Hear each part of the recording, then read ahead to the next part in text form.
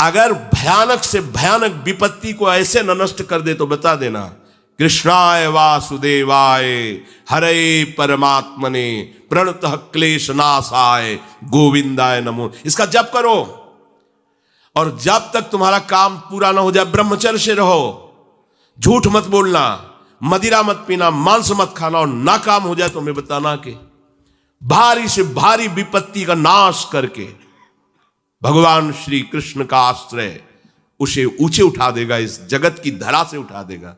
विश्वास नहीं? आप मदिरा पियो, मांस खाओ, व्यभिचार करो, सोचो लाख 2 लाख महात्मा को दे देंगे, हमारी कामना पूर्ति हो जाएगी। बिल्कुल भूल में मत रहना। आपको संशय होता है नाम पे, संशय होता है मंत्रों पे, संशय होता है शास्त्र के विधान पर। आप चलते हो शास्त्र विधान से? कहां चलते हो? अरे हम जब कह रहे कोई राक्षस भी अनुष्ठान करता था तो वो इन नियमों का पालन करता था।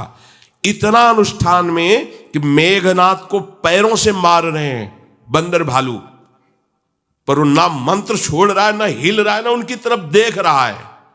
इतना सहनशील होना चाहिए अनुष्ठान के लिए। किसी कामना की पूर्ति के लिए सांगोपांग अनुष्ठान करो, भला कामना की पूर्ति ना हो जाए? नहीं। आप शास्त्रों में पढ़ के देखो, संतान उत्पत्ति के लिए कैसे व्रत, पयोव्रत का कैसे अनुष्ठान किया। पवित्र रह करके इतनी इतनी मात्रा में ये आहार लेना, इस मंत्र का जब भगवान गर्भ में आ गए। क्या चाहिए तुम्हें? भारी से भारी विपत्ति को दूर करने के लिए आर्त भाव से पुकारो भगवान को। तुम्हें धनी बनना है, अनुष्ठान कीजिए। हम कह रहे किसी विशेष मंत्र आदि की तरफ ना बढ़िए, बोलिए राधा राधा। क्या चाहिए आपको? कृष्ण कृष्ण बोलिए। सब मंत्रों का सार है नाम में, आप बोलिए तो नाम। पवित्र होइए, गंदे आचरण छोड़िए। क्या चाहिए आपको? भगवान का नाम जहां गूंजता है वहां ऐश्वर्य अपने आप चरणों में लौटता है। अब छल कपट करो, हिंसा करो, गंदे आचरण करो, सोचो हम बहुत बड़े धनी बन जाएं, तो दुष्कृति का फल दरिद्रता और दुख होता है।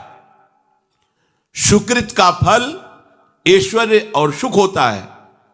अब लगाओ तुम कांटेदार वृक्ष और चाहो कि हमको रसीला फल प्राप्त हो, तो इसे मूर्खता ही कहते हैं।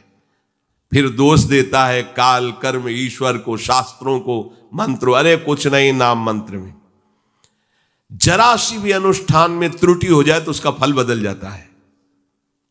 आप कहां अनुष्ठान कर रहे हैं? कौन सा अनुष्ठान कर रहे हैं?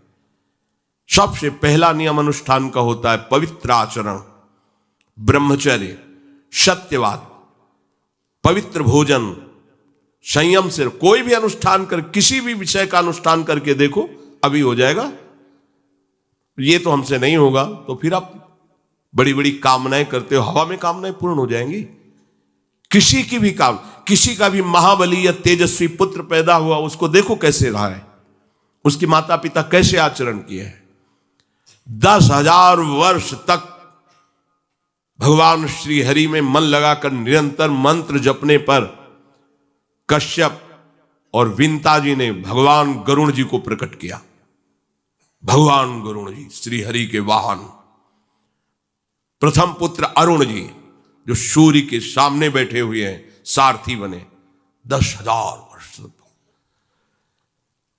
करदम जी भारी तपस्या करके पत्नी प्राप्त कर रहे हैं, तो भगवान स्वयं कपिल देव जी के रूप में अवतार ले रहे हैं।